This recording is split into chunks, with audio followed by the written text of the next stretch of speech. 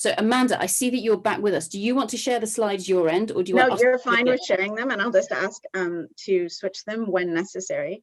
I should mention, unlike many of the people, after studying gemology, which got a little bit boring because it was about shiny rocks, I ended up going into economics. And the fundamental basis of this presentation is about the economics.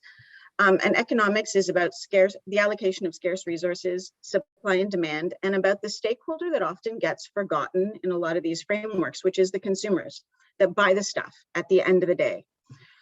If we can jump to the next slide. Those consumers are pushing something that is a well-trodden financial concept, which is a new commodity super cycle. And that super cycle has two main components. It's about significant new demand coming into the space for commodities, and it's being pushed by the global transition to the green economy, as well as the transition of the rural economy, mostly in the developing world, to urban environments and technologically dense urban environments that demand a lot of metals. Next slide, please. And so the first thing I want to do is sort of tell you what a commodity super cycle is. And fundamentally, a commodity super cycle is where you have it's a decade-long thing of ups and downs in commodity prices, where you have extreme above trend metal prices that are driven usually by significant new industrialization and modernization. And the urbanization, the technology-driven urbanization, as well as the new green economy, are where that in modern industrialization that's demanding significantly above trend demand. Next slide, please. Now, the best way to talk about that is to talk about old super cycles, and it'll make more sense in our context.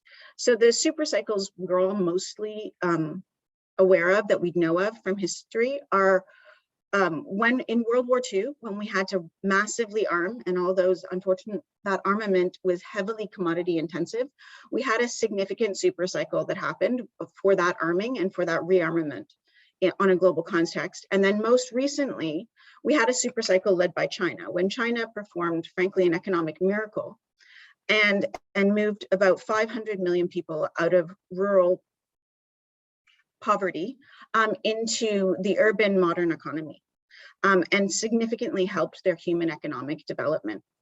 And the demand that put on the global mine supply was very, very significant. And by doing that, we had to produce a lot more metals. As you can see, the mining and metals index and the price we were demanding for it went up significantly during that period. But once the mine supply came on board, the prices dropped again, because that's part of the cycle. The prices go up and the prices come down, and then they settle on a new baseline equilibrium that's based on how much we consume per person in the world. Next slide, please. And the reason that consumption is very correlated to humanity is because consumption is a fundamental part of who we are and what we do. And that consumption ultimately all comes back to raw materials, whether they're food that's grown globally right now by, I mean, the amount of food we eat in the world that keeps us all happy, healthy, and fed, or most of us happy, healthy, and fed, is there because commercially mined fertilizers help its production. And on average, an American person, which is kind of the baseline of the highest consumption in the world, consumes about 3.6 million tons per person in the US. And that's a huge amount of stuff. Now, it's not just fertilizer and iron ore. It's also stuff like concrete and sand and water, certain kinds of water and materials and liquids and all that kind of stuff. But overall, it all comes out of the ground one way or another. And we use it to make our lives better, frankly. Next slide, please. And I know a lot of people are like, I don't consume that much. I'm very efficient. I recycle, but we do. As mentioned a number of times, every single one of us is participating in this conference using a computer that has a lot of little metals in it, and we have a phone in our pockets, almost, whether it's an iPhone or something else, that has a huge amount of metals in it. And you compound that by the, I don't know, 5-6 billion phones that are in active use in the world every day. And that's a lot of mining in metals. Next slide, please. And it's not just the phones are small, relatively speaking, and that's a compounded effect, but it's also the cars. And the cars, and you're like, well, but I don't drive a car, I take public transport. Well, then you're using, trains and buses and planes, and all of them are really commodity intensive. And the thing that's driving this new commodity intensity per person is the fact that this new technology that is much better. I mean, the iPhone's a lot better than your old Nokia. And the Tesla is an amazing electric vehicle that is greener per se and uses different kinds of fuel, but it's also about twice as heavy. And it uses 3 or 4 times more copper. On average, because there's different metals and it's not the exact same thing, but on average, the average electric vehicle uses twice as much metal as a former internal combustion engine. Next slide, please. And that goes into that transition to the green economy. And that transition is fundamentally being led by consumers. The world has mostly signed up to the Paris Accord, which means net zero carbon emissions by 2050. And in addition to that, it means that we are going to have to transition we've all agreed that we don't want to go above 2 degrees centigrade. And in order to not go above 2 degrees centigrade increase by 2050, we're going to have to change the way we consume very, very fundamentally. In the UK, we've decided we're going to build the Saudi Arabia of wind, which means tens of thousands of huge windmills that are all built of metal. And by 2030, you're not going to be able to buy an internal combustion engine. It's even harder, frankly, in the EU, where they've said by 2025, you're not going to be allowed to buy an internal combustion engine. You need to buy either a hybrid or an electric vehicle. And in addition, they have the new European sustainability taxonomy and carbon pricing. So if you want to produce in the EU or import into the EU, you're going to have to prove your carbon emissions and make sure they're low and or pay a tax. In the US, they've done what Americans do, and they're spending $1.7 trillion on green initiatives, which is amazing. But nonetheless, that's going to completely change the way we are consuming in the world. And that consumption is metals intensive.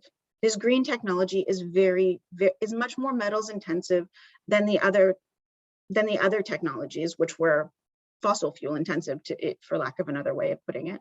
Next slide, please. And that transition, I'm trying to put it in terms that sort of can make practical sense. We sold 63 million cars in the world last year. 2.5% of them were electric or hybrid. By 2030, in Europe and we're going to be selling only those cars. But in the world, we have committed via Paris mostly to 30 by 2030, which means 30% electric vehicles by 2030. But that alone is 10 times more metal than we presently use in vehicles. We'll need 40 times more metal to create all the vehicles per annum if we still consume that many vehicles by 2050. That's huge. If we want to build enough wind, according to the International Renewable Energy Agency, to meet all of those targets that Paris and our governments have set for us, we'll need 14 times more wind capacity than we presently have.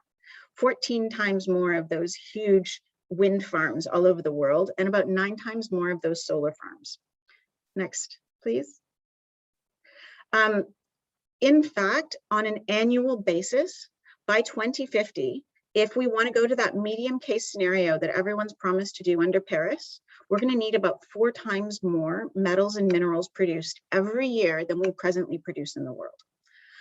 That's a lot of metals and minerals. And that means we're going to have to significantly ramp up supply of those minerals. It won't all come from mines. I think It's absolutely necessary, as mentioned earlier, that we get into the circular economy and recycle as much as we can, but we are going to need significantly more production than we presently have. And it's coming from a slow base, like 2.5% for electric vehicles as an example.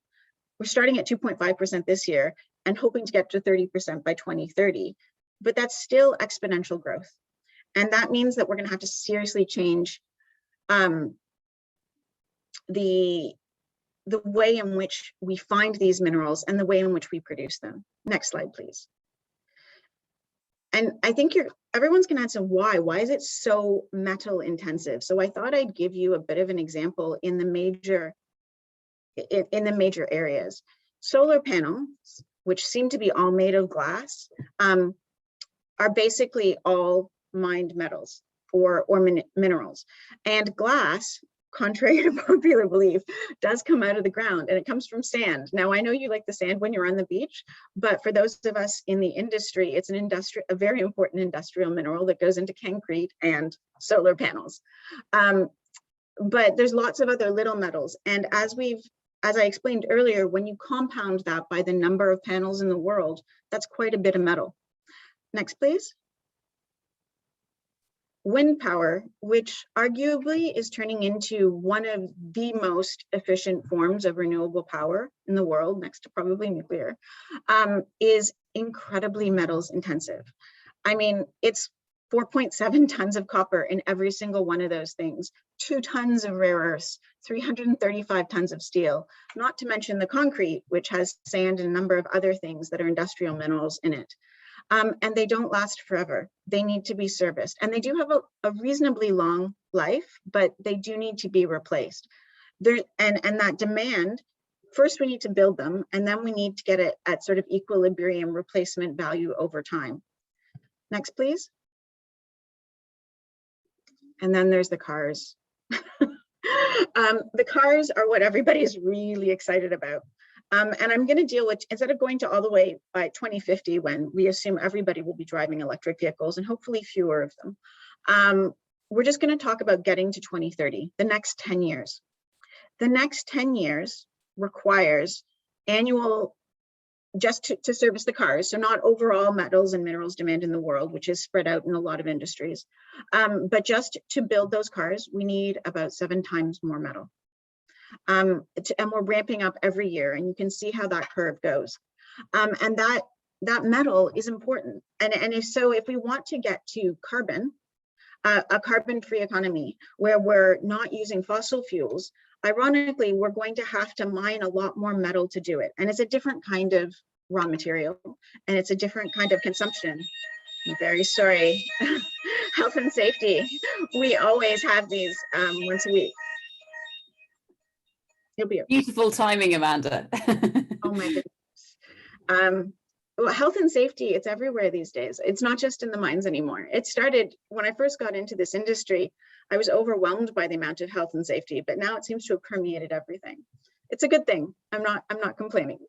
But yeah, if we're going to get to the levels that just about every government on the planet has promised to get to, the ramp up of metals supply is going to be a challenge that we're all going to have to get into, and we're going to have to manage it within a price context, because frankly, I'm not sure we can afford exponential growth in the metals prices. It's going to have to be done in a different way. But the topic of this conference is not just the price change, but next slide, please. What metals, where, and how. So one of the things I should mention is we talked about overall metals indexes and how much more metal we're going to need. It's not consistent across all commodities. Everyone talks about nickel for electric vehicles, but fundamentally, we're going to need to double the amount of nickel supply, but that's about it. Graphite and lithium, on the other hand, might have to go up about 500% in terms of global production. And that's not to say it's not possible. It is possible. And that's also, next slide, please. Not to say it's going to be consistent. This is our best bet. This is the people at Rio Tinto and MIT got together to figure out which metals were going to be most affected by new technology. And this is their best bet today. Technology is not static. Right now, we're using a lot of lithium-ion batteries for electric vehicles. There's a good chance that we'll end up using a lot of phosphate going forward for a different type of battery technology. Right now, we think that grid scale energy storage is likely to be heavily vanadium based, but there's a reasonable chance that zinc batteries, in my opinion, might replace that as a safer and more cost-effective alternative to grid scale electric storage. This is our best bet today based on the technologies that we think are going to be dominant. But either way, it doesn't matter. Regardless of the technology, the one thing technology has told us consistently is that it's metals intensive. It might be vanadium, it might be zinc, but either way, it's going to be a metal. And so in order to prepare for that, we need to prepare for how we're going to get all that metal, which is the subject of this conference. Next slide, please. And it's those implications. All of this demand for green energy is coming from a world that says, and consumers around the world that say, I want to live in a cleaner world. I want to live in a kinder world. The reason they want all this stuff is for very good reasons, and that's the catch-22. They don't want the metals at any cost. They don't want renewable power with a horrible carbon footprint. They don't want iPhones that use child labor in their creation. It's just a fact, and they're willing to pay for it. They're willing to pay more. How much they're willing to pay is still yet to be tested, but they've been very clear. They want it, but they don't want it at any cost. And the last super cycle and the super cycles that came in previous generations were kind of metals at any cost because there was no consumer interaction. But right now that has changed. That's changed very significantly.